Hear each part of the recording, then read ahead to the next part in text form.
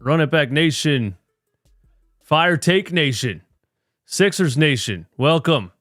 It is I, DJ Eastwood, Run It Back Philly, alongside RB Philly Take. I got a comment on the screen here, my bad. Shout out to you for being a member of the channel. Yeah, man, we're going to chop it up and talk some Sixers, everybody. Thanks for being in here. Thanks for tuning in. Make sure you close out the chat one time and hit the like button for us. You can listen to this on podcast platforms, also Apple Podcasts and Spotify. And the best way to get your comments answered on screen is by Super Chat or becoming a member of the channel. RB, what is good, my guy? What is going on, everybody? Welcome in. Thank you for having me on, man. Excited to chop it up. It's always a good time and ready to get going, man. Yeah, brother. So let's get right down to business. My thing right now is I feel like Sixers fans' overreactions to injuries, poor shooting, a couple of bad losses. I just feel like there's such a maybe it's me being infiltrated by reading YouTube comments every day or reading Twitter replies, but I just feel like there's such an up and down with the fan base. When we win 3 games, we are taking over the world. When we have some injuries and we shoot 20% from 3, we are trash. We are a lottery team without Joel Embiid, which maybe we are. And we absolutely desperately need help. That's the two hot takes every single time when we win and when we lose. And I just feel like kind of everybody needs to calm down because this is the second time the Sixers have dealt with some injuries this season and have slumped a little bit. And last time they got healthy, they got the roster back together and they went on a win streak. They won some good games in that stretch. Yeah, they beat the Pistons and the Wizards and the Hornets, but they beat the Minnesota Timberwolves and the Oklahoma City Thunder, and they blew out the Lakers. So I'm just expecting the Sixers to get back healthy and get back on their grind, and I'm not freaking out, I don't think, as much as the rest of the fan base. And I'm the one that's been freaking out for years. That's literally how I built this YouTube channel for the first time. I'm not freaking out. I think I'm so happy that Doc Rivers is gone still that I'm just like, yeah, we're good. What do you think? Yeah, I think we're good. Also, somebody in the chat said I was blurry. I don't know why I'm blurry right now. Very interesting.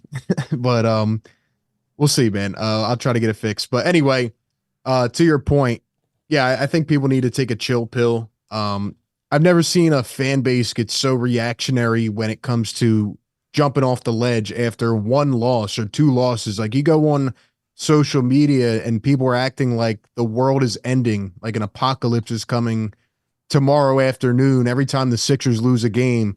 It's really not that big a deal. You know, it's a long season for a reason, 82 games. These players go through stretches, ups and downs. You know, sometimes, I mean, the human nature, the best of us, right, will get us. We don't want to travel across the country and play a back-to-back. So I'm not saying that to excuse the players of playing lazy, and Nick Nurse is not saying that either. Mm-hmm. The fact of the matter is you're not going to go 82-0. So sometimes people just need to take a chill pill and relax. You have good stretches, you have bad stretches in a season. It's really about your overall identity. And really, I mean, just to put it into perspective, it's kind of hard to trust the regular season. We've seen that the last couple years. And, man, when we get to the playoffs, none of that matters, man. It's who can be healthy, who can be on fire come playoff time. That's really how I feel about it. And I'm not trying to poo-poo the regular season, but it's hard for me to get excited at this point.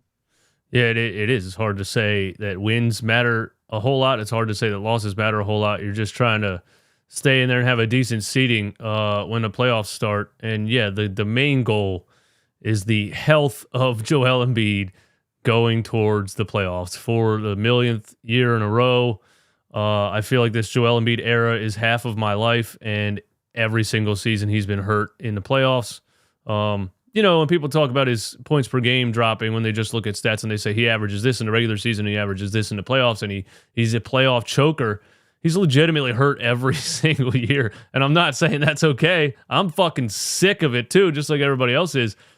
But it's not like he chokes in the playoffs. He's always playing with a damn partially torn meniscus or dislocated thumb or whatever else. So I just want finally for them to get to the playoffs with him healthy. And the other night when he tweaked his ankle against the Knicks in the first 2 seconds, I was like, oh my God. And then he played the whole game chasing a 30-point 10 rebound streak. I think that's what some people are saying. And I'm like, why are we doing that? You know what I mean? Like if the ankle was healthy and then you tweaked it the first 2 seconds, just sit him for 3 more games. Nobody cares. And the narrative will always be the Sixers can't win without Embiid, but I don't care. You need Embiid to win anyway.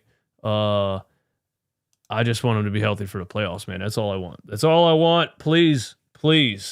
No, absolutely. One side note, I think I just figured out why I'm blurry. On the screen capture, I think you recorded the top one instead of me.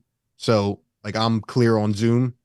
So instead of capturing, we're going producer behind the scenes here. You're clear on my screen. Though. You're clear on my OBS though, and it says my internet connection is excellent. So yeah, you know how you screen captured to put me onto the stream? Yeah. So you have to screen capture me, not the top part with you in it. You know what I'm saying? Absolutely, I know what you're saying. I think that's what it is because my camera's also clear on my end. Oh, I'm on the right side. I see what you're saying. Okay, here we go. Check it out behind the scenes. I know exactly what you're talking about. Here we go. I'll keep the chat occupied and respond to what you're saying while you do that. But at the end of the day, man. No, I am on the left side. No, I got you on the left side. That is your camera feed. That's the virtual cam though. The bottom one. All right, hold on. No, I'm telling you, on mine, my virtual cam's on the right and your camera's on the left. I've screen captured you on the left side.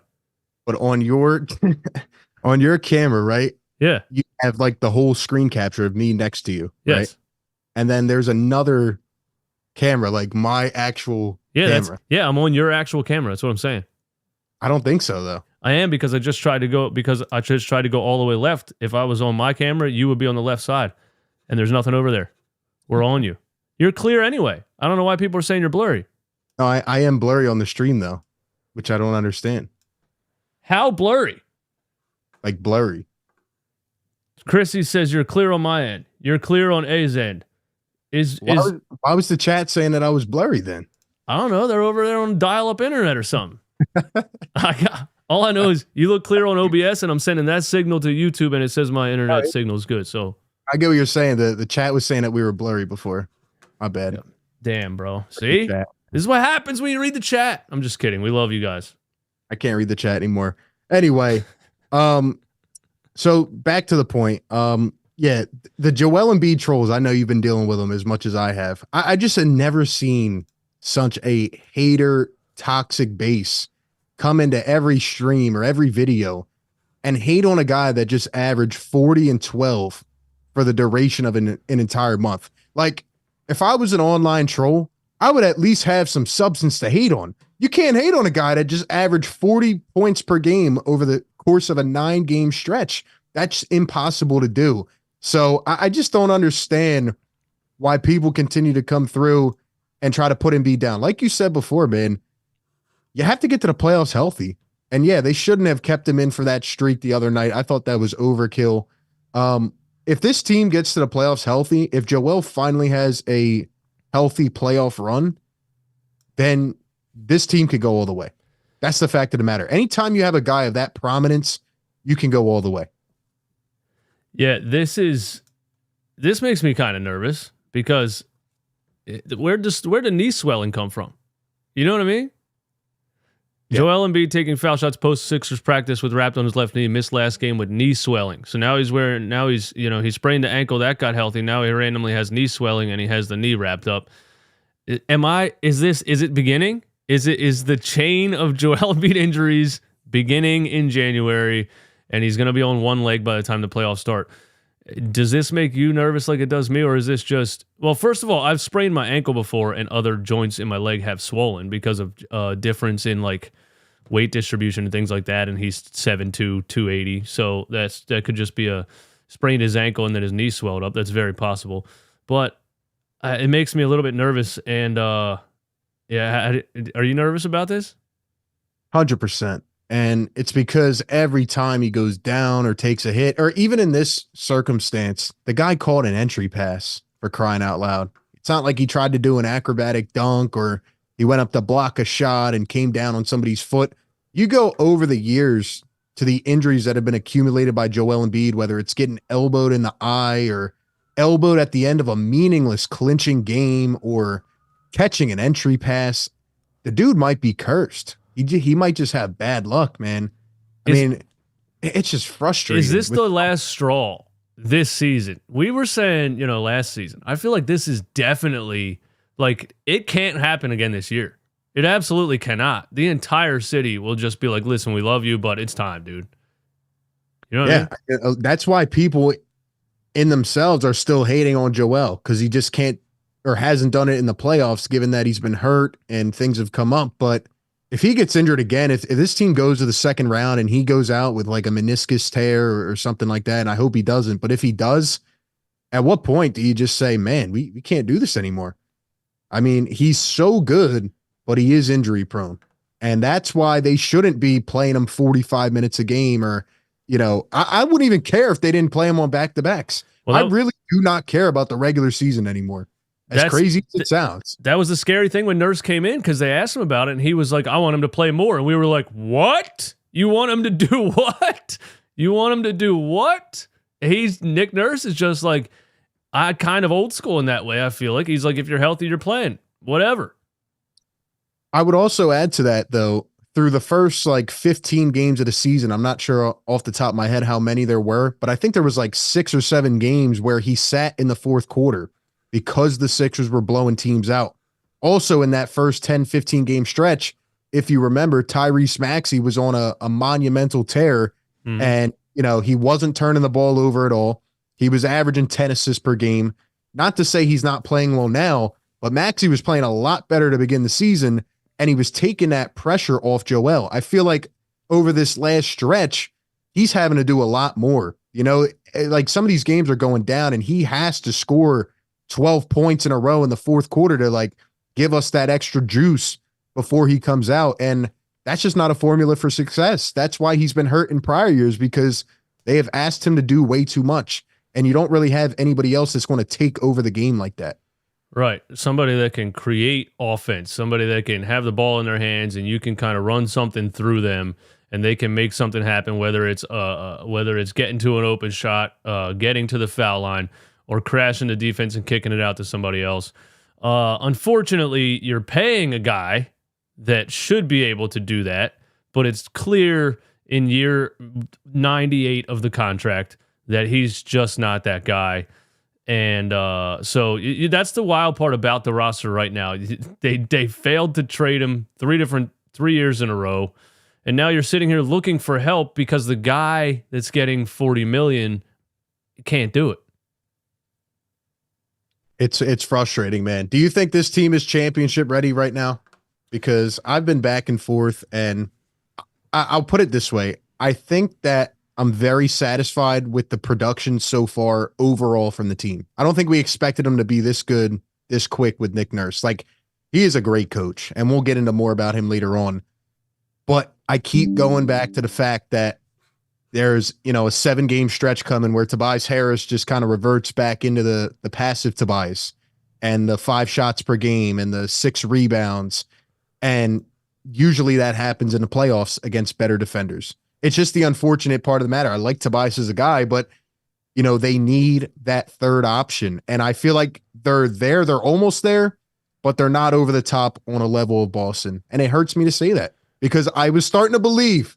To begin the year, I was starting to believe. I'm like, okay, the bias was unlocked and this was unlocked. But I feel like sometimes we get too beloved with our own talent. And, Marcus Morris is from Philly, so we love him. But let's go into an 8-man rotation in the playoffs. Are these guys ready to face Tatum, Brown, White, Horford, and, the rest of them? It's tough, man. Well, for me, that's more... Yeah, I don't know if you can rely on Marcus Morris to give you 15 off the bench offensively either, but he can't play defense at all. At all. Who do you trust off the bench for even 8 minutes in a playoff game right now?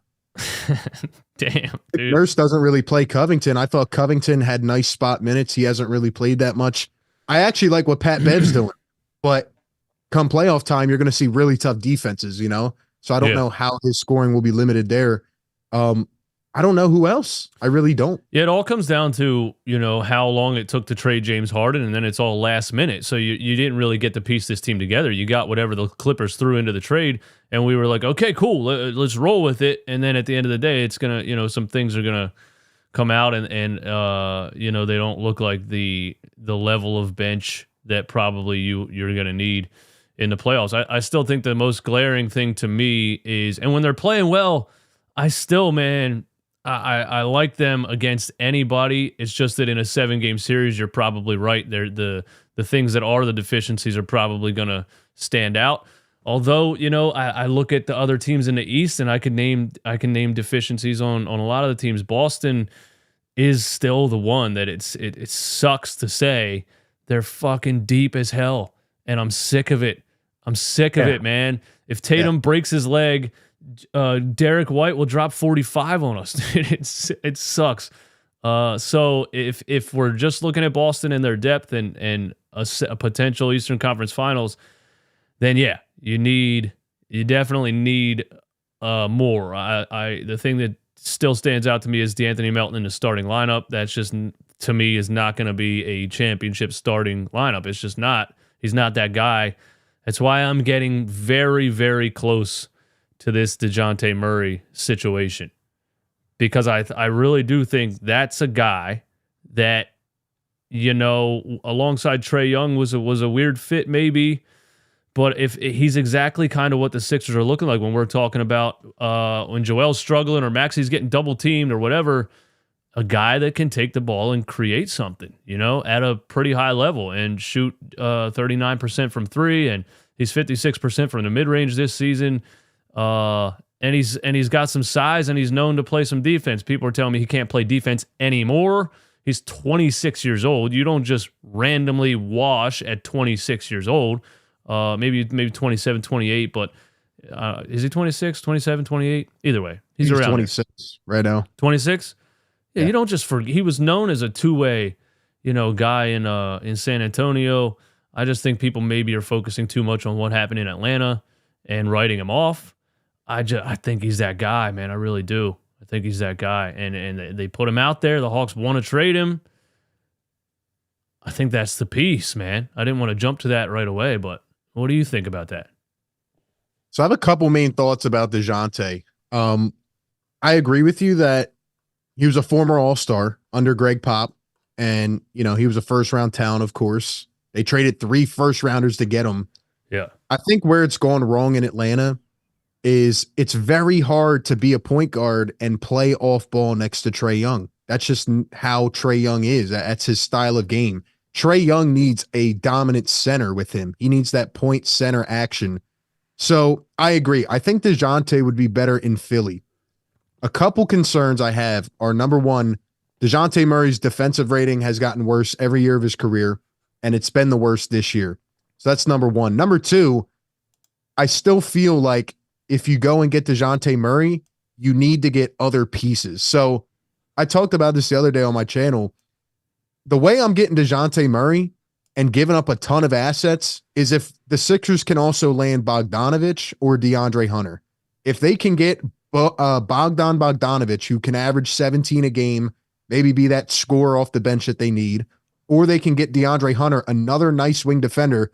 We'll get into this later, but I have some bold takes about the defense of this team.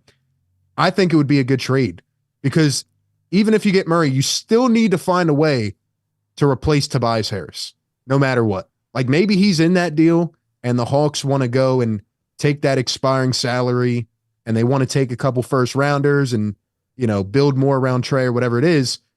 You're still going to have to find a solution for that. So that's my other thought. What I really think would be interesting, though, would love to hear your take on it, is what if Dejounte Murray comes in and plays the point and Maxey plays the 2? What if he gets back to that off-ball, kind of combo guard role that he played at Kentucky where he can be on the ball, off the ball, and you let Dejounte take over the point? Because I think that's what's missing in Atlanta.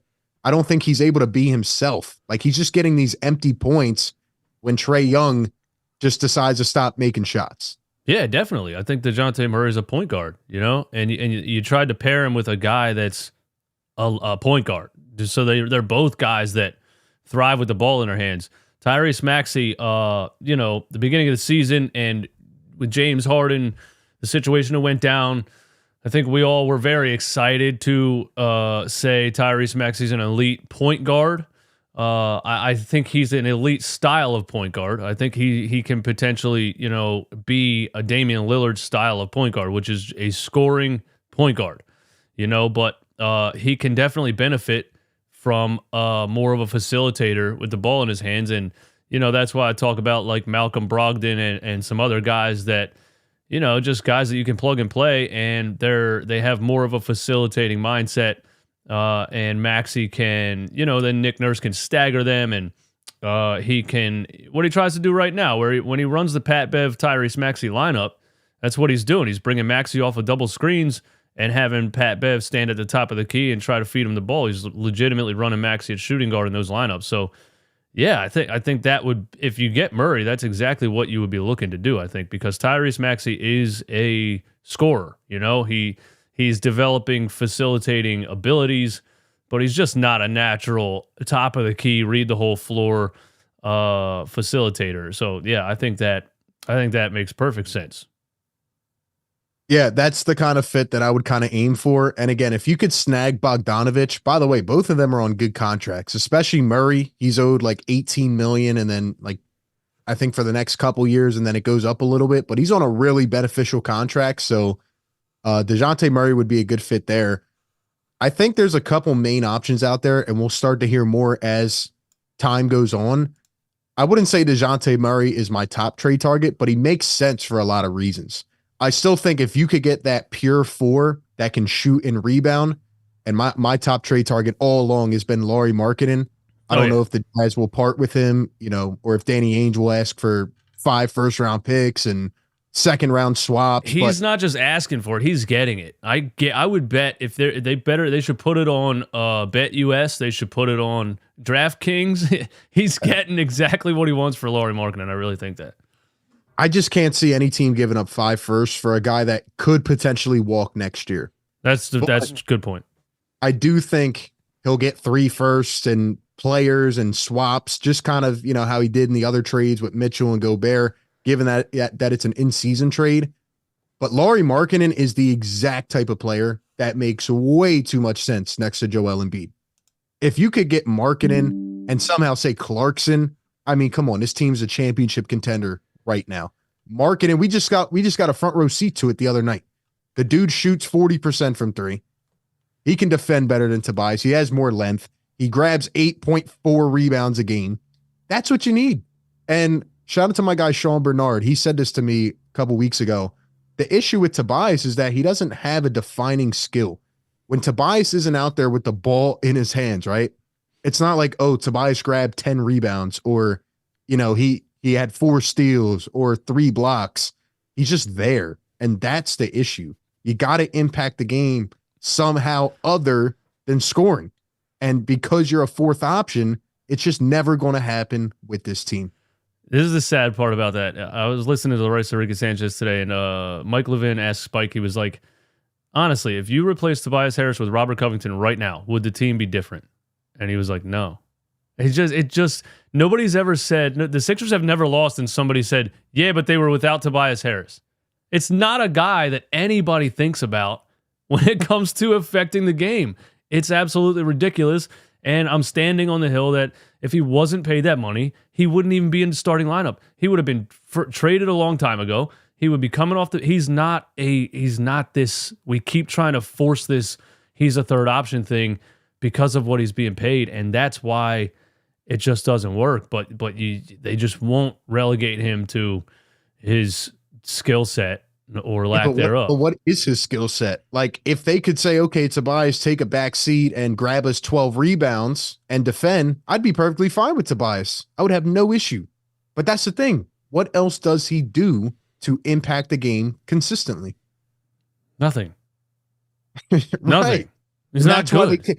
That's why they can't do that. But then they try to get him involved. And that's why it's, in different spurts, like in the middle of the third quarter, he'll come in and give you 8 points in a row. And it's like, cool. How did you end up with 20 points tonight? It's those dead points. I think every year they're still trying to keep his trade value at a certain level because you're trying to trade that contract. And that's probably, that probably has something to do with it. But if that's the case, then when he dropped 33 2 weeks ago, trade him at midnight, dude. Like, stop letting him come back down to earth. Anytime he has a 33 and a 27, trade him immediately. It's crazy. I can't believe we waited out the entire contract. It's wild.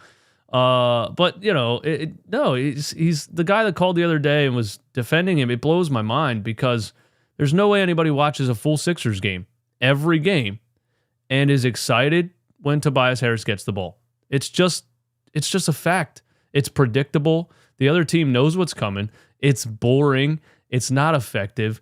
And yeah, he doesn't box out. He doesn't rebound. He's a slow as hell defender on the perimeter. He so many times offensive boards, he's standing there watching. I'm legitimately sick of seeing it. Nick Nurse said they're gonna have a physical practice and they're gonna switch things up. Hopefully they keep this ankle jam thing and bring him off the bench. Maybe that's all they needed was an excuse to bring him off the bench or an excuse to bench Tobias Harris. Now he has a jammed ankle, which I never even heard of before. It's not a sprain, it's a jam. Andre O, thanks for the super chat. Would you trade Tobias for Dejounte? Dude, absolutely. In a heartbeat. Are you kidding me? Atlanta would. I mean, they probably want to clear some cap space this offseason, but you're just not getting Dejounte Murray for Tobias Harris. Just going back to Bogdanovich being in this potential trade, is that possible or would that cost too much? You know what I mean? Here's this trade right here on the screen is from Bleacher Report. Dejounte Murray for Covington, Springer, House, and the first round pick, OKC, Houston, or LA Clippers, which is the worst of those three or something like that, right? It's a pick swap via the Clippers and the 2028 unprotected first. Is that enough to get both of those guys? You know what I mean? Well, if you look at the contract situation, see, the problem with trades is that people never consider the other team. If the Atlanta Hawks mindset is we are not going to get past the second round, it's time to blow it up or either get as many picks as we can to surround Trae Young. If we can convince him to stay here, then yeah, they would do this deal. And also, if you look at the contracts, Dejounte Murray is making $18 million. Bogdanovich is making around the same. So it would almost be an exact salary match for Tobias Harris. The thing is, the Sixers would probably have to include 2 or 3 first-round picks to make that trade happen. And that's what the Hawks want. And they want to clear that $40 million in cap space at the end of the year. That's why it's tough to trade Tobias, because it has to be to one of these teams that just want the cap space and picks. No, like contender is coming in saying, we're going to do a star for star trade and try to use this piece to go, contend for a championship. We just want the flexibility. So you have to pick wisely, and it depends on what the other team wants to do as well. Yeah, so my fear there is that the Sixers don't have enough tradable first-round picks to compete with another team that would potentially offer more.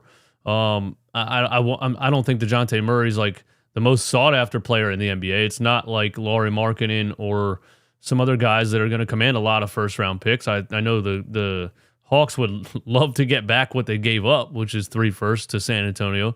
Sure. The Sixers have 3 tradable first-round picks, right? This 2026 one, the 2028 unprotected, and their own 2029 pick. Yeah, they have enough picks now. A Harden trade, for sure. But if you're Atlanta and somebody offers picks sooner, a 2025 and two 2026s or something like that, then you're probably jumping on that more than having to wait to use these draft picks in 4 years, 2028, 2029. You know what I mean? That is true, but at the same time, maybe they get offered another nice young player in exchange for Dejounte Murray. Maybe a team that, wants to contend will trade, maybe a future potential all-star to get Dejounte Murray. So that's also what you have to compete with. But I do think that Tobias' contract will be valuable to teams that want to let that salary expire. And if the Sixers think that Dejounte Murray is the right fit, and if they could get Bogdanovich or another player in that deal, I would definitely throw in 2 or 3 first. If that is your best deal on the table, because Daryl Morey said, I'm not rushing into a trade. I'm not just going to make the trade to make the trade. But that contract of Murray's is very good for the next couple years. And like we said, it's a pretty decent fit. And if you could get another piece like a Bogdanovich or a Hunter, it makes perfect sense. Or even Sadiq Bey, who's not even used that much, comes off the bench. So I think the Hawks need to reset, but who knows what they think. Yeah, if you can get Dejounte and Bogdanovich or Hunter, like you said, and you got to throw in another one, and that's possible for this package of players, or maybe there's a different package on there. Maybe you move the Tobias contract in that trade. If you that's perfect for me. I will say, because people get all out of their mind and they get all over the place, and they're like, oh, we're gonna get Dejounte Murray for a first round pick and Robert Covington and Marcus Morris. Like, that's not realistic, guys.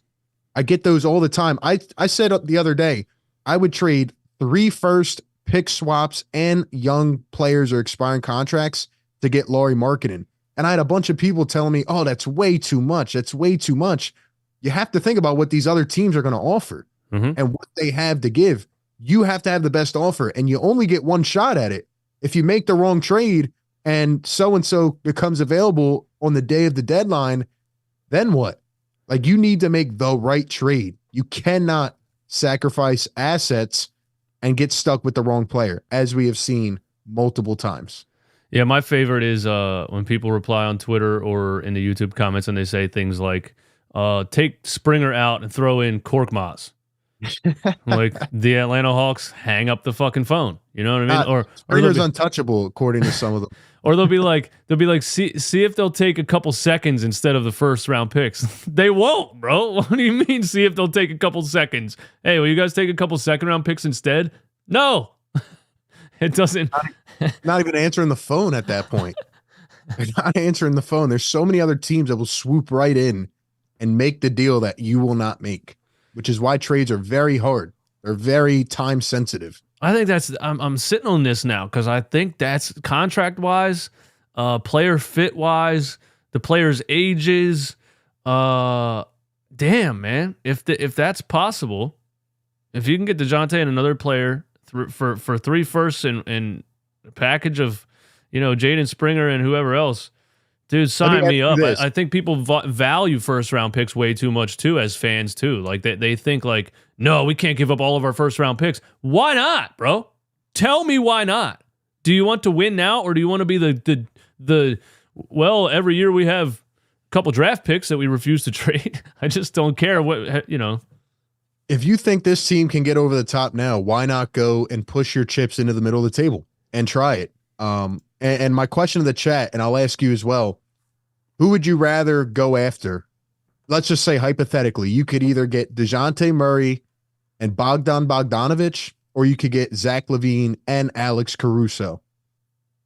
You'd give up a lot of assets for either one, but which one do you think you would prefer in that situation, hypothetically? I think I would prefer the Atlanta Hawks trade. I think first of all, the Lavine contract, is the main reason that he doesn't have a whole lot of trade value. And I think DeJounte fits a little bit better when you're looking for a combo guy that can run the point alongside Maxey and mix and match and go back and forth with him, and a guy that's a little bit more known as an on-ball defender than Zach Lavine is also. So the combination of an affordable contract, a little bit more defense, and more of a facilitator, I'm more in on the DeJounte Murray trade. I don't want anything to do with the Zach Lavine trade at this point. I just don't. I just think it'll be a Tobias Harris 2.0. He's way better than Tobias Harris. I'm not saying that, but there will be games where we struggle and Zach Lavine scores 4 points in 38 minutes, and you'll be paying him $50 million 3 years from now. Yeah. No, it's tough. It is tough. I think you're right in that the Murray contract is very, very beneficial, and it will be a big player when it comes to the deadline. So other players that are on the potentially on the radar, there's DeJounte Murray. The one that I really like is Dorian Finney-Smith from the Brooklyn Nets. Stretch 3 or 4 team friendly contract, known for his defense. When you look at guys like Marcus Morris, the guy can't guard anybody in the NBA. He can't move his feet. It sucks. It sucks because he goes on nice little stretches where he hits a couple jumpers and hits some threes, and we're like, yeah, he's from Philly. This is awesome. But he just gets smoked on the defensive side. And the combination of him, Mo Bamba, Tobias Harris, if those three guys are on the floor together, it's a layup line. What do you think about Finney Smith? I like Finney Smith a lot. I don't know if the Brooklyn Nets would do business again with the Sixers because of how prior things have played out. But I think that's the prototype of a player that you would definitely like to have around Maxey, around Embiid. And I don't want to get off topic too much, but I just want to ask you a question because a couple days ago, I put out on Twitter, and I said this on YouTube as well, I would even consider bringing back Matisse Thybulle, who is now shooting the highest clip of his career at 38.6% from three. He's, I think, third in the league in steals, third or fourth. And the point of making that statement is not that I'm in love with Matisse Thybulle. I think the Sixers, one of their biggest needs is a lockdown defender. And I just do not trust DeAnthony Melton in a 7-game playoff series to go guard Jason Tatum for 7 games. I think the Sixers need a lockdown defender that is playable. And I'm not even saying that Thybulle may be playable the whole series, but in those spot minutes, you need that guy. I don't know if the Sixers have that guy. Could it be Kelly Oubre? Maybe. Could it be Melton? Maybe. I just haven't seen enough of it against these better teams. What do you think about that? All we really used to say is if Matisse can shoot 37, 38, 39% from three, that's all you need him to do. You know, the first couple years of his career, he was so reluctant to even shoot the ball. He looked nervous doing it. It was very bad, and it didn't look like it was going to develop into a shot, you know, at all. The fact that he's shooting 38% from three is miraculous.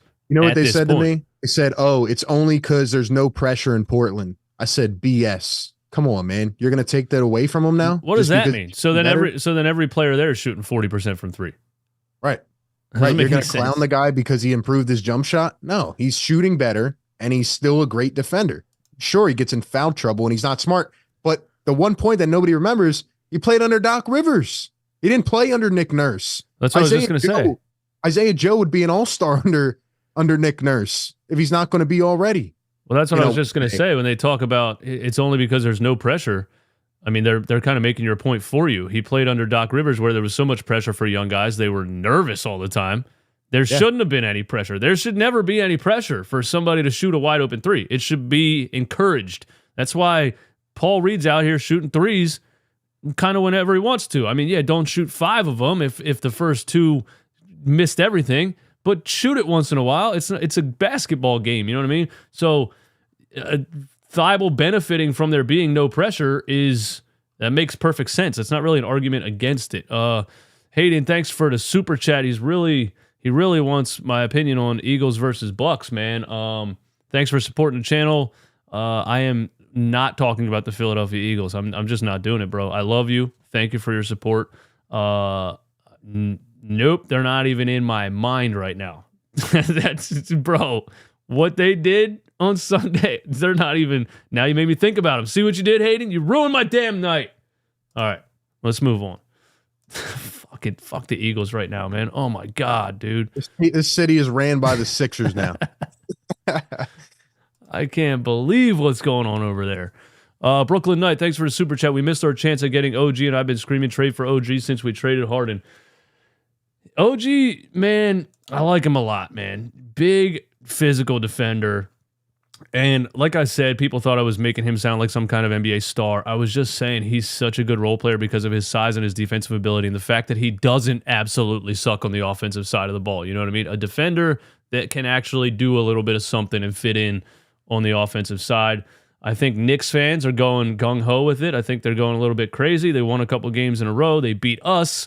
They hung a banner in the arena that says beat the Philadelphia 76ers on January 5th in a regular season game. You guys are, they're still the 8th seed. That like Brunson and OG and who the hell is big lefty? I'll call him left-handed Westbrook Randall. All the time. Yeah, Julius Randle, man. They still need more. They still need to make moves the Knicks do, and they know that. The fans are going nuts. But yeah, I like OG Anunoby. I would have liked him in Philly, but it is what it is. OG's a really good player, and he's definitely had his impact on New York already. But here's the problem that they're going to run into: if they don't win the championship, they're going to have to pay him $35 million a year, $40 million a year. That's what he wants. And are you willing to pay that? I asked that before he was traded. Are you willing to pay that kind of money to OG Anunoby? You have to give up a lot to get him, and then you have to pay him. So after this season, the Knicks fans are in for a reality check. But if they win the chip, then nothing matters. I just don't know if they're ready yet. Yeah. Yeah, no, the Knicks don't scare me, man. They just don't. 7-game series. You're not going to shoot 60% from three for 7 games. You know what I mean? No. The one guy was like, you just don't watch the Knicks. You don't know how they play. I know they don't shoot 60% from 3. What? Knicks are a decent team, man. But they're not. I don't see them getting over the top yet. I like Brunson. I like watching him a lot, man. He was cooking, bro. He wouldn't miss a damn shot. It was so frustrating. The step backs, the some of those fadeaway threes and double coverage, and dude is balling, man. I didn't think he was worth that contract, and I'm a Nova fan, so I watched a lot of Jalen Brunson, and man, he has earned every bit of that contract and more. In fact, he's underpaid. That's the type of contract you want to get on. You want to pay him early, and I mean, the Mavs let him go after they went to the Western Conference Finals, and huge mistake because now they have Kyrie and they can't really do much with Luka Doncic, who is an absolute superstar. Absolutely, man. Absolutely. Hey, 375 in here. Hit the like button. Give us 375 likes. Close out the chat one time. Hit the like button. That would be greatly appreciated. Another one on this list, a player that we've been talking about for years now, Buddy Hield, is maybe possibly going to get moved out of Indiana.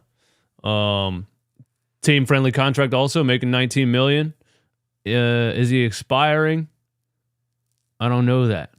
But dude, 40% 3-point shooter on 7+ attempts per game. I mean, that is the definition of a sharpshooter. Yeah, I mean, he's a good player. Depends what you would have to give up to get him. In my opinion, would the Pacers be willing to move off him? I know they've had him in trade talks before.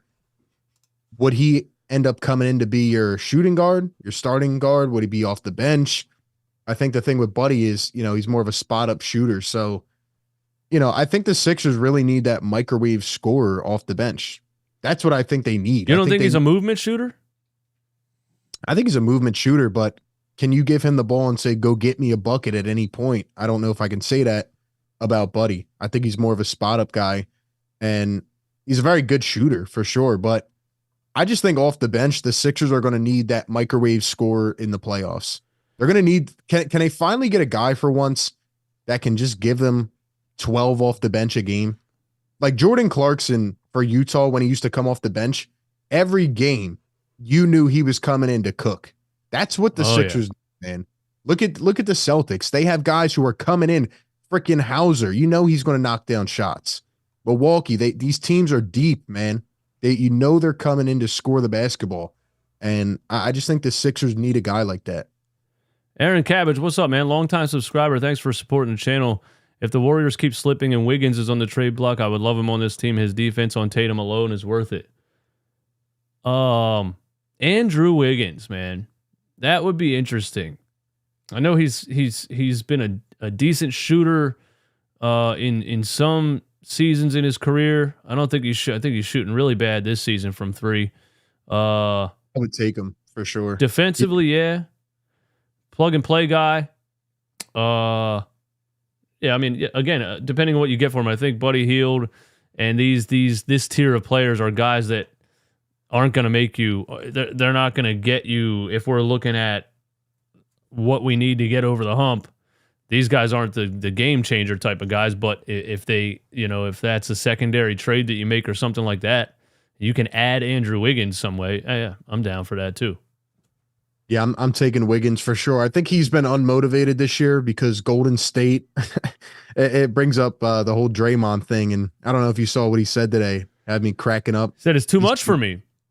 Yeah, it's too much for me slapping guys in the face. And yeah, what did he mean? What did he mean? He told the commissioner, this is too much for me. I'm going to retire. What is too much for you? The fact that you're I don't understand. What do you mean? Or like Draymond Green is like kind of like when it comes to anger, he's like Benjamin Button of anger. He's getting angrier as he gets older. Usually you get older and more mature and you calm down and you stop fighting and things like that. He's getting older, you got gray hair in your beard and you can't play basketball without punching people in the face. It's crazy.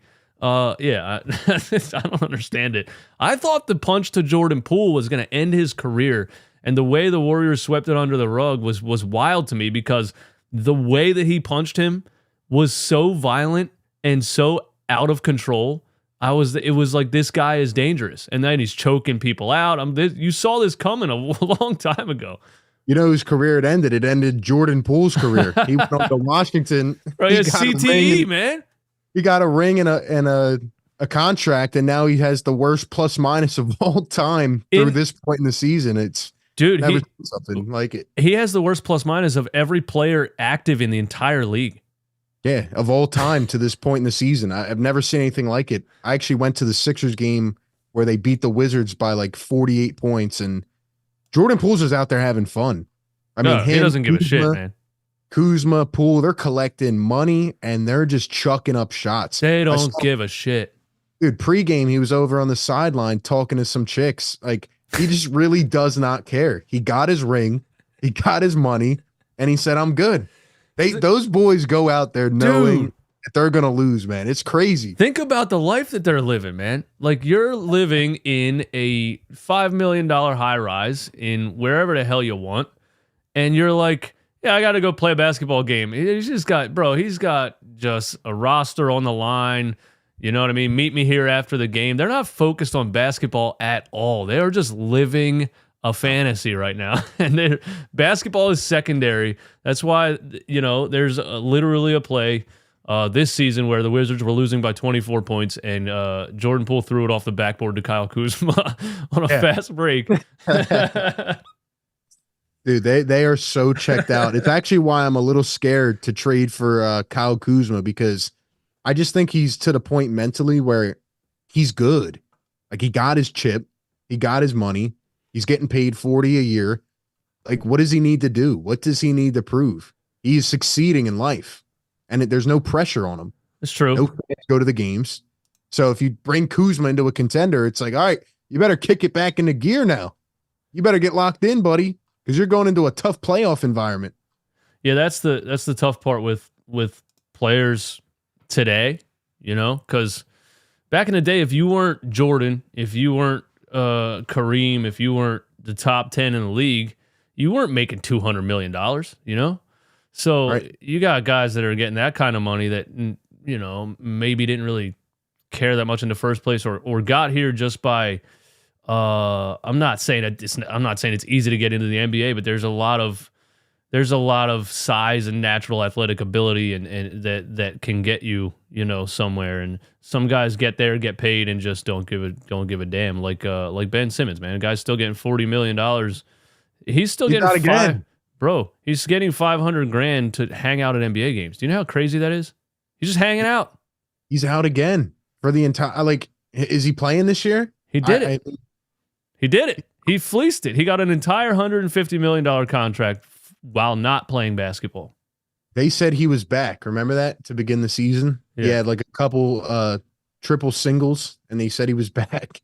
And I just, he's been out for like 2 months now or a month, whatever it's been. It's crazy. That is the craziest story I've ever seen in sports history, ever. Yeah, it's wild, man. And I think he's going to retire because I don't think he wants to play basketball anyway. I just think he knew, I got this $150 million contract. I'm set for the rest of my life if I just make it through this 5 years. And that seems like what he's doing because, I don't know how he keeps having these random injuries without playing. It's crazy. He needs better support on his gaming chair or something. Dude, he is the craziest. Anyway, absolute bonkers, man. I do like Kyle Kuzma, man, as a fit. When you really watch him, his ability at his size is still very valuable in the NBA. And he's still pretty young, right? Like 27, 28. I like his skill set at his size, and I like that he's a plug and play guy. I like that he's not a guy that needs the ball in his hands. He's a combo guy. He can shoot, dribble, and pass. He's a valuable player to have. I wouldn't give up much for him, but I wouldn't say no to, with the Sixers, when you're looking at a guy like Tobias Harris, Kyle Kuzma's better. People don't. I got flack somehow for saying that. Kyle Kuzma's a better basketball player than Tobias Harris. It's ridiculous to think that he's not. He's bigger. He's better. He is more game all around. I would add Kyle Kuzma if you could for like I said, not for much. And it is taking a risk because you don't know if the guy cares. It's up in the air whether it's guys play basketball their whole life. They want to win, But yeah, they can get to a point where they got so much money and they don't care that much. Looking at his contract here, I thought he was getting paid a little bit more, but he's only getting paid 25.5 this year, and then it goes down the next couple years to 23, 21, and 19. That's a really good contract. That's a really good third option contract. And if he could come in and play the four, then I would definitely look at Kuzma for sure. You know what it is for me, man? The guys that put on the fashion show walking into the arena are probably guys that I'm ready to stay away from. And I just talked about his game and how much I think he would fit, but I don't like the players that are so into this celebrity lifestyle. I think they just love their lifestyle a little bit more than they love basketball. Yeah. I'm there with you. I mean, again, kind of going back to what we were saying, like if you come to the 76ers, you better be locked in. Like none of this outside crap and worrying about all the other things. This isn't Hollywood. It's not LA. Like this is Philly. You're going to be expected to produce and come in here and, it's not go out there and lollygag for 30 minutes and get paid, That's true too. I was just thinking about the fact that the other night, Tyrese Maxey, Philly loves him. They love him so much, but he had his third turnover in a row and people started booing. We don't care who you are. Absolutely. Absolutely. And just because you won a ring already doesn't mean you can't come in here and just, run around and do cardio. Like you have to be ready to play. The fact that we could predict Harden's game by his day outfit is crazy. The crazier the outfit was, the worse game he was going to have. What'd you say? You think the Clippers are legit? Because, man, the Harden fans are just all up on my comments and they're everywhere saying, oh, we're 14-2 and, you guys haven't said anything about Harden. The reason I haven't said anything about Harden is because I know the outcome. The Clippers are not going to win anything. They're having a great regular season stretch right here, but come playoff time, will they be healthy and will they show up? I don't have proof to show me that that'll happen. Kawhi Leonard might if he's healthy, but will he be healthy? Well, here's what I was saying before the Sixers traded Harden. I was saying that the Clippers were the only team that made any sense because they were the only team that was going to take a chance on him because if it doesn't pan out, they can clear a ton of cap space with all three of these guys. That's the main reason the Clippers were the only team offering anything. And I was saying that, Harden hasn't looked dedicated a lot of his career when it comes down to it. But he's reaching a point where if you don't, this is it for him. Like if he doesn't prove it here in LA, your career's over. You know what I mean? So maybe James Harden hit a realization point where he's like, if I want to play for 5 more years, I got to lock in. And maybe he texted Lil Baby and said, don't hit me up until the summer. I got to be focused. But I would bet more on the side of James is working hard right now. They're building chemistry.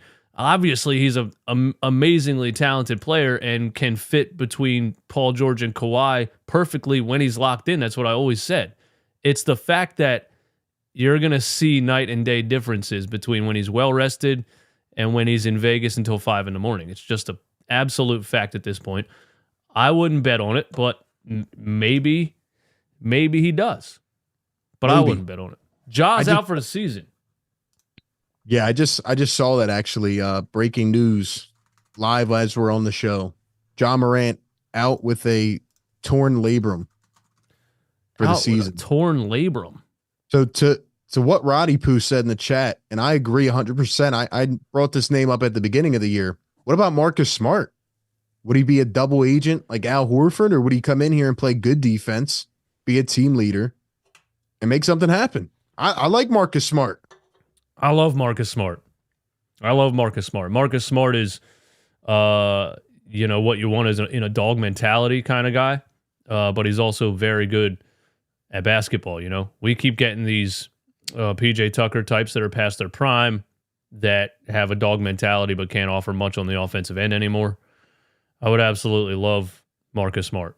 And maybe this Ja Morant injury, it sucks, but maybe that changes something for the Grizzlies and maybe they do something at the trade deadline. I don't know.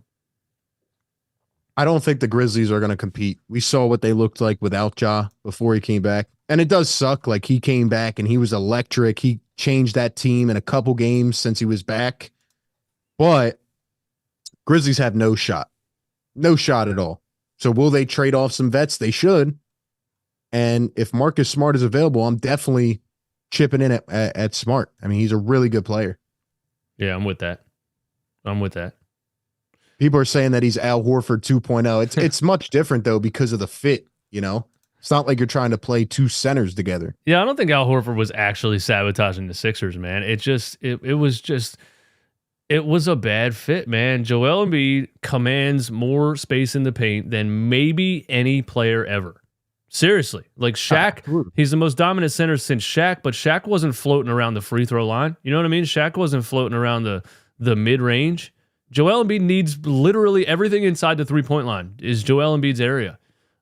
He needs 4 shooters around him, and it was just a terrible fit, man. And I don't know how basketball minds looked at Joel Embiid and said, let's play a power forward next to him. Let's play another center next to him. That era of basketball was just crazy because, how did those guys not know what they were doing?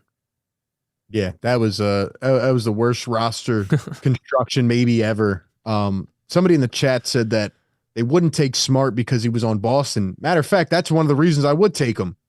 The guy wants revenge. Yeah. Imagine him going into Boston in a playoff series and saying, you guys really traded me.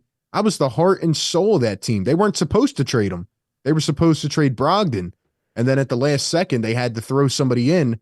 So they parted with Smart. But I would love him for that reason. I think he would use that as internal motivation. Excuse me, is this a 1 p.m. game on a Monday that I'm looking at right here? The Houston Rockets? It is, and it's Martin Luther King Day. Okay. The Eagles actually play the same day. Oh, no. I can't believe they put the Eagles on the primetime slot on Monday night. And so it's going to be a busy 24 hours. It'll be Houston at 1, Sixers in Houston. Then it'll be the Eagles at night at 8 p.m. And then the Nuggets the next night at 7:30 p.m. Crazy stuff, man. So the next couple of games, the Sixers, maybe they get Joel Embiid back. He's wearing a brace on his knee right now, but I think by Wednesday, if it was just knee swelling, I'm not a doctor, but again, it's happened to me one time where I sprained my ankle and I got swelling in my knee. It's maybe it has to do with the ankle and his knee swelled up, and it'll be good by Wednesday. We'll see. The next couple of games: Atlanta, Sacramento, Houston, Denver, TNT game. Second of a back-to-back. Is it a second of a back-to-back? Why does the NBA do this to us? Come on, NBA. You want Joel versus Jokic well-rested. Why would they schedule this a second of a back-to-back? Sixers have had back-to-backs the last 85 weeks. It's getting frustrating. I thought the purpose of this new scheduling was to avoid things like that. Like, it is a real thing. Imagine playing a game at 8 p.m. and then you're headed on a plane. You arrive at 2 or 3 a.m. You sleep until 11.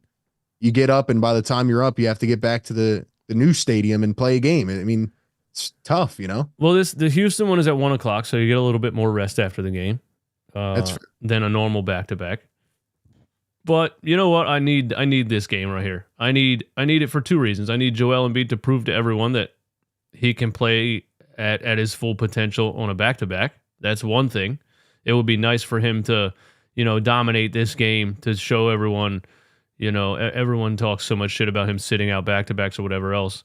It would be nice for that reason. And obviously, him versus Jokic, it would be nice for that too. The last time they matched up, Joel had 47 and 15, hit a game winner in Jokic's face. Denver fans completely delete that game out of their memory. Um, last night, Nikola Yeah. Jokic against the Detroit Pistons, and I do think that for those that don't know, he scored 4 points in an entire game, but he had 16 assists and was a plus 29. I do think he was just toying around with Detroit, which is kind of funny when you think about it. He wasn't shooting the ball. Murray and everybody were on fire, so he was just dribbling down the floor, passing the ball to everybody else. He took 3 shots the whole game. I need this matchup. I just need Joel to. I need it. I need it for, not that it matters. It doesn't actually matter, but it matters for me to talk shit to Denver fans on the internet. They actually put a thing out today. I don't know which site it was. It might have been B-Ball Reference or something that had Jokic listed as the number 1 on the MVP ladder over Joel. And I just looked at it and shook my head because there are about 5 guys right now who I believe should be in MVP contention. But Joel Embiid has been so good. If you want to put the missed games into consideration, okay, I understand. But Joel has been just so good on a different level. I don't think it's even close to the number 2. I think Joel, it should be Joel's right now by far. It is. It should be. And the thing about Joel playing so good is that everybody takes it for granted. Then they get so used to it, right? And then if he doesn't drop a 50-point triple-double, it's like Joel wasn't himself tonight. He had 30 and 10 on a sprained ankle. In 3 quarters. I mean, yeah, he didn't look like he could jump very well. He was getting blocked at the rim by Hartenstein. But he had 30 and 10. When did we get to the point where 30 and 10 is a terrible game? He does this in 3 quarters. He sat out about 11 fourth quarters this year. What he has done is just, I've never seen anything like it. It's one of the best, most efficient seasons I've ever seen in NBA history. Yeah, it's a fact that his size and skill is unseen, and Nick Nurse is taking advantage of it more than any other coach that he's had. So, just the spacing and having the guys on the floor like Nick Batum and Oubre and guys that work from the perimeter. It's the first time in his career that the guys on the floor with him, benefit his game. He's playing a completely different style of ball, and he's just been unbelievable. But I still have this feeling inside of me. I don't know if you feel the same way or not, but none of these regular season games really get me up to the point where I'm like, yep, that was a season-defining win. Like, they're ready to go win the chip now. I feel like overall they're a much better team, and a Nick Nurse team is going to be a tough out in any playoff series. But, all right, if they go beat Boston like they did the first time this year, and then they lose to them, like, I just don't care, as bad as it sounds. I want to get to the second round. I want them to get to the conference finals. If they do that and they are on fire, playing their best basketball, I think they can ride that all the way. But right now, it's like, all right, if they go beat the Bucks and then the Celtics and then Miami, I don't feel a different type of way anymore. I don't know why, but you're saying you already think they can compete with anybody, so whether they win or lose in the regular season doesn't really change your opinion on it. I think they need to make a move to be true competitors and contenders. But I'm saying all these games, for example, leading up to the trade deadline, and obviously if they make a big move, I want to see how they mesh together. But all these games right now, and even the players, I feel like they're just going through the motions. I feel like that's just how every team is. It's a long Teams season. don't get into that like gear. They don't kick into that mode until March and April. Yeah. You want to be playing your best ball at the end of the year. Yeah, definitely. Yeah. Definitely. The first half of the season is like, okay, who cares? As long as you didn't go 0-35, You want to start getting healthy and clicking in the last couple of months of the season. Definitely, that's when it ramps up and that's when it matters. It's a long season, man. The NBA continues to struggle to keep people interested, especially November and December. That's the toughest part of the season for ratings and views on YouTube and everything else. The in-season tournament they threw out there, I guess that worked. I mean, that made people excited a little bit. Do you think, or was that like manufactured excitement? No, it definitely made people excited. But one twist about that is that the Lakers actually have performed the worst since that tournament. They've been awful. Like they've fallen out of the playoff race, and Well, LeBron's that out was the there conspiracy. producing. That was the conspiracy is that the NBA wanted the Lakers to win the in-season tournament, and their free throw disparity against other teams was so high. Yeah, I mean they had to play hard those extra couple games while the Sixers were playing the Wizards and the Hawks. So I'm glad they didn't make the in-season tournament. Actually, I mean you're just kind of going through the motions right now. Lauri and Clarkson is a dream trade. Yeah, I mean it is, but it's probably not possible. Look, if the Sixers, I like the Dejounte Murray trade because I think I like it the most because I think it's the most possible. That's probably that's the thing that that's probably why I'm looking at it the most is because I feel like it's actually a possibility. And if that happens, if they can get Dejounte and Bogdanovich and move Tobias, throw all 3 first-round picks in there, I don't care. You feel like you're on the verge of contention right now, go all in and get it done. I think Dejounte fits with Maxey's style. I don't think Maxey's a full-on, like a full-time on-ball point guard. I think it would be a perfect fit, and you might as well try it. That's where I'm at with it, man. What else you got? Well, I was going to ask you if they go get Dejounte Murray. Matter of fact, let me ask the whole chat. What do you actually think is going to happen? Because we've sat up here for 4 trade deadlines now. And what we always say, like we're back and forth. We go live the weeks before and we hear press conferences. Daryl Morey will probably do a 97.5 interview in a couple weeks and he'll say this and that. What do you really think is going to happen though? If they continue to like stack up wins at say a 70% clip right now and they're winning games, do you think they would actually trade Tobias and whatever else? Or do you think they're just going to like pick up a complimentary piece here and there? Or do you think they're ready to go all in and make a move? What do you predict is going to happen? Put your fortune teller hat on. Let us know. Well, I think it feels like it's not going to happen because nothing's happened, the past couple of trade deadlines. But just based off of how Daryl Morey talked about it in a couple of interviews, I think he's happy that he got the assets back that he got in the Harden trade. He mentioned that a couple of times. He's like, we're going to look at moves to be made with the package that we got from the Harden trade. He literally said that flat out. He was working with no assets before that trade. And he knows that he's not stupid. He likes Tobias Harris. He trolls the internet and tries to buddy him and pat him on the back because the fans come at him all the time. Which, but side note, when Tobias did the thing like the Philly fans will trade me for a crumble cookie, like they reminded me of Ben Simmons fans because they like to act like Philly fans just randomly selected a player to hate. Hey, we don't hate anyone. Let's choose somebody. Oh, we're going to pick Tobias Harris. Or do you continuously fall flat on your face and piss off the entire arena? That's why they don't like you. You know what I mean? So he made it sound like Philly fans would trade me for a crumble cookie because you're not good enough, bro. Like, what do you mean? If you were good, they wouldn't want to trade you.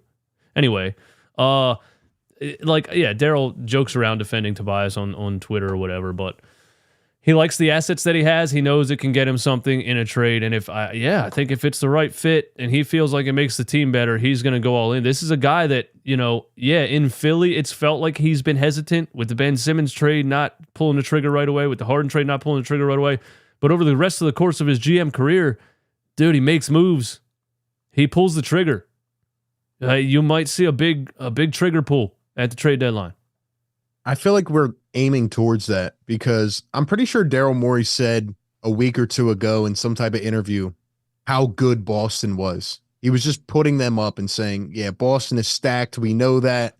And, we have time until the trade deadline. We're going to see what happens. But then at the same time, he also said, we're not going to rush a trade and just make a trade for no reason if the right one's not there. Yeah. But he knows, like you said, like this team needs another piece. They need to contend.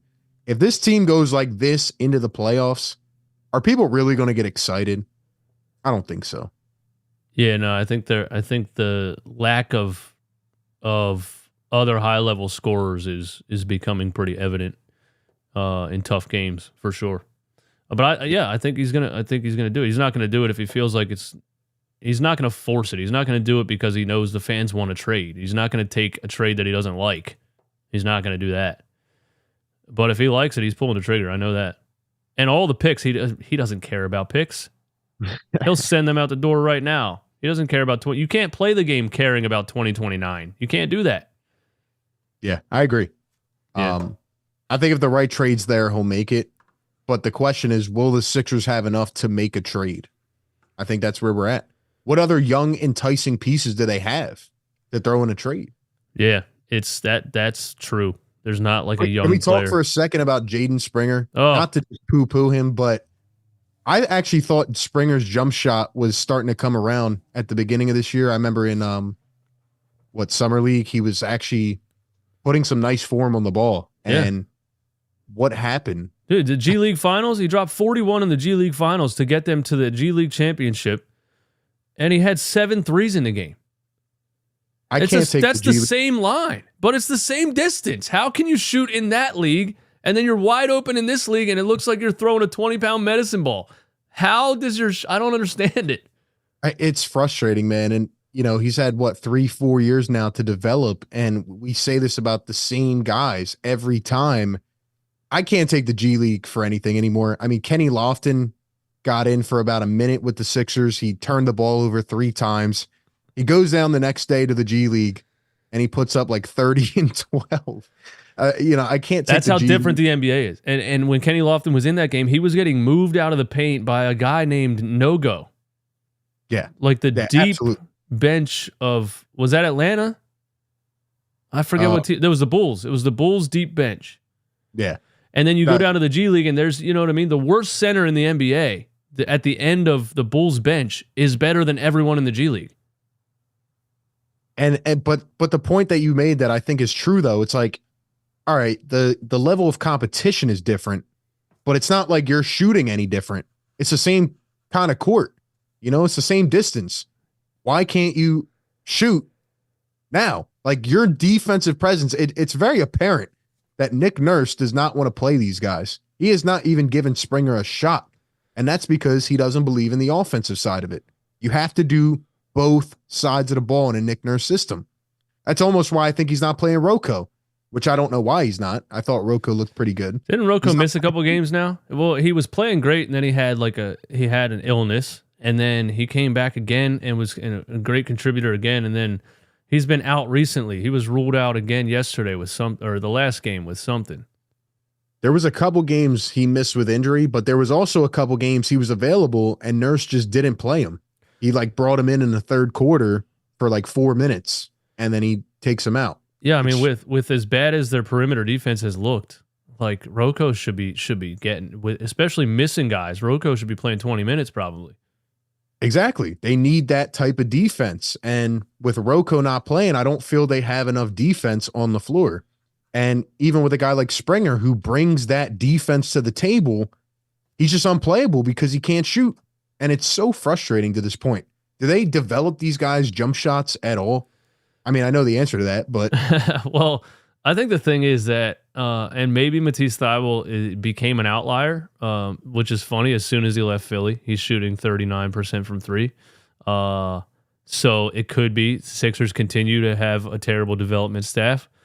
But really, when it comes to shooting, if you can't shoot when you're 17 years old, you're probably not going to be able to shoot when you're 27. It's such a thing that it's such a form thing that is learned at such a young age, and repeating that form over the course of 10 years and then trying to change it, it's so difficult to do. And that's why a lot of times you see a player come in the league with a broken jump shot, he's probably never going to be able to shoot. I don't know, though. I feel like there are guys. There's outliers for sure. A couple that come to my mind, Lonzo Ball for one. Oh, yeah. Right? I don't know how he changed that. That was horrible. How about Brook Lopez, right? Centers didn't shoot. Brook Lopez didn't shoot for 8 years, and now he's one of the best big men shooting centers. Anytime he plays the Sixers, he's shooting from 32 feet. And it looks well, that's again, it's just repetition too. It doesn't have to be perfect form. It's putting in work. That's what it is too. Yeah, exactly. And that's my point. Maybe the Bucks have the best development coaches where they're like, okay, Brook, you want to start shooting threes? Let's get you in the right routine. Do the Sixers have that with these guys? The answer, I think is no. Yeah, I don't know. Brook Lopez, man, he chucks that thing from the top of behind his head, dude. He's way up here with it. It goes Man, in. I don't know how it goes in, but yeah. It goes in. Like it's crazy, man. Yeah, it's frustrating. It Against really is. against the Sixers, Lopez is Curry from 3 for sure, dude. He crushes us from 3-point range. The Sixers have had a lot of potential on this team. Isaiah Joe, for example. And I know people get mad when I bring him up, but Isaiah Joe would be the perfect fit next to Tyrese Maxey. That's He'd be what the perfect fit. that's what had to be so frustrating for Daryl Morey last season, because I would love, and you'll never hear it. You might hear it in a 30 for 30 someday when they talk, when players talk about stories or whatever. There was probably face-to-face heated arguments between him and Doc Rivers. I absolutely guarantee it. Question is, will Doc Rivers actually announce one of the Sixer games? I feel like he always ducks the Sixers. He's ducking. Sixers and Clippers on, I forget when it is, like February or March. Will he announce that game? The funny part about that is I've listened to a couple Doc Rivers games, and he's good at it. Dude, I didn't even hate it. I actually like Doc Rivers as a commentator more than a lot of them. And the funny part is he calls the game, and then, I used to complain that he would come up in the press conference and talk about the game as if he was sitting in the stands. He'd be like, yeah, they just didn't have it tonight. They came out flat, and I'm like, you're the coach. So it feels like he was always just calling the game from the stands and was never a coach. And this is what he should have been doing the whole time. He should have been on ESPN. Absolutely, yeah. And I don't know if you have the Nurse quote from today, but that quote made me want to run through a wall. I made a video about it. Like, I am so fired up from that quote from Nick Nurse. I don't know if you read the article from NBC Sports. Pretty much he just said, like, there's no excuse. Like, we can say guys are out and people are banged up, but I'm not going to make any excuses. Like, we're going to have a physical practice, and we are going to go out there and give effort no matter what. Yeah, look at this, bro. You didn't see this with Doc Rivers. Nurse said that the Sixers had a training camp style of practice today in length and in competition and all that kind of stuff. There was bits about everything to prioritize, from transition defense to guarding the ball to shot challenges to all that stuff. Yeah, that's, he was like, dude, there's a lot of things that are wrong right here. And the only way to fix it is to get in here and really, really do it. I don't accept the effort. I don't accept the lack of defensive transition, the lack of shot. That's what I love. I love the way that he puts it, because Doc Rivers was such a friend. He was such a friendly coach. He was such a player's coach. He would never say something like, I don't accept that effort.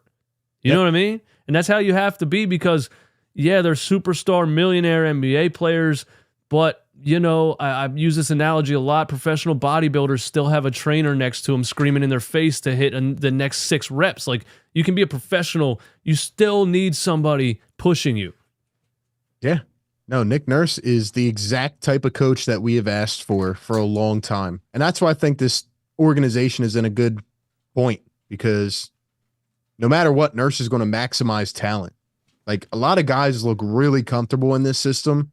It's just about getting enough talent to get over the top. Well, we should be excited to see them play Atlanta, because, we'll see what this training camp style of practice changed. And I know Nurse has a reputation, and he knows he has a reputation, and he has an ego. He has this is what I do as a coach, and this is what I expect. So I don't think he's scared to switch it up and put guys out of the starting rotation either. Dude, Nurse is smart. He is very, very sharp. If you look up his history, and I remember when I was talking to him about this, like, the guy wins no matter what. Everywhere he goes, he wins. Right. Won overseas. He's won 2 titles in the G League. He comes up first year as a head coach, wins a championship. I don't know why people sleep on him, honestly. He's one of the best coaches in the league. Yeah, I think it's because he holds a standard, and he's a friendly coach, but he holds a standard, and he keeps players to that, and he holds them accountable, and he pushes them, and that equals winning, dude. It just does. Yeah. And you know what's funny? For the first time, I think, in both of us covering the team, there's just no drama. There's no nightly drama with the Sixers. Yeah, there's guys we don't like, and there's certain nights where we're pissed off at their play. But overall, they usually handle business. They don't have all the diva stuff. They're just playing good. I like it. It's actually fun to watch this team play. Yeah. Well, I was listening to the Rodriguez Sanchez. Spike Eskin is trying to create some drama. There's not a player really for him to hate on, so he's beginning to hate on Kelly Oubre. He's saying that he's annoyed with Kelly Oubre over celebrating every play that he does on the floor, and I think that's funny because like Philly just loves that, you know what I mean? And when Kelly Oubre blocks a shot and does like the like wide receiver incomplete celebration, I love that. Every three he makes, he blows a kiss to the crowd. I don't care. I love that. Keep doing that. Man, I don't think we've ever been right about somebody more than Kelly Oubre. We sat here in the offseason and said he is the perfect fit. A minimum contract. Nobody signed him. Yeah. He bet on himself. And everybody said because he shot 20 times a game with the Charlotte Hornets that he was going to be an inefficient player. And we said, no, put him next to Embiid and Maxey. He only has to take 6 shots a game, and he's going to knock down points and play perimeter defense. He is the ultimate role player. If they can re-sign him to a 3-year deal, I'll re-sign him to a 3-year deal. Absolutely. That's how much I like Oubre, man. And that, to your point about the energy, he's a great guy in the locker room, man. He is focused. Yeah, absolutely. And he's a 6'7" playmaker wing. The Sixers, for some reason, haven't had that since Andre Iguodala. We can't find that guy that has that length that can actually play basketball, that can dribble the ball and get into a shot and create a little bit of something. We've been lacking that for so long. It seems like every other team in the NBA always has a bunch of these guys. So it's wild because you see Kelly Oubre out there in a Sixers jersey. He looks like Dr. J because you've hardly seen in the past 10 years just a guy with that length, running the floor in a Sixers jersey. I love him. Can you think of one possession this year of Kelly Oubre where he tried to do too much with the basketball? Think about it. With Charlotte, he was almost the number 1 option at some times, or number 2 behind Rozier. The guy knows how to adapt a role. He takes the ball, he puts it up. He doesn't do too much with it, and that's why he's a perfect fit. He gets his role. Right. He's not going to clog the floor. He gets out of everybody's way, and he's just there for the vibes, man. He's mainly a perfect player. That's mainly what it is. He knows his ability and he knows his role. He doesn't get ahead of himself. I get so frustrated with DeAnthony Melton sometimes because I'm like, dude, what are you doing? Who told you are the star of the show right now? Stop chucking 40-foot threes.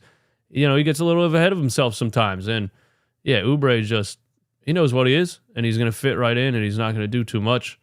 And he's a player that, you put him on a bad team where they're like, okay, now you have to create all of the offense. Of course he's going to shoot 30%. He's not that guy. Yeah, absolutely. It's the same reason why we both liked Pat Bev. Like, he understands his role. He brings energy.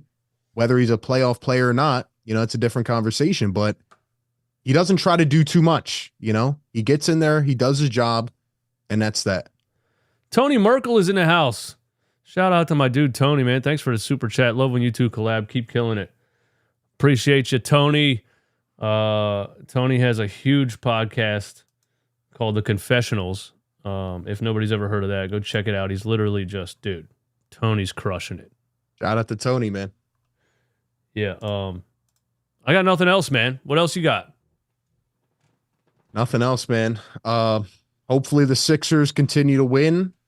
We have 1 month officially till the trade deadline. It's kind of been fast but slow at the same time.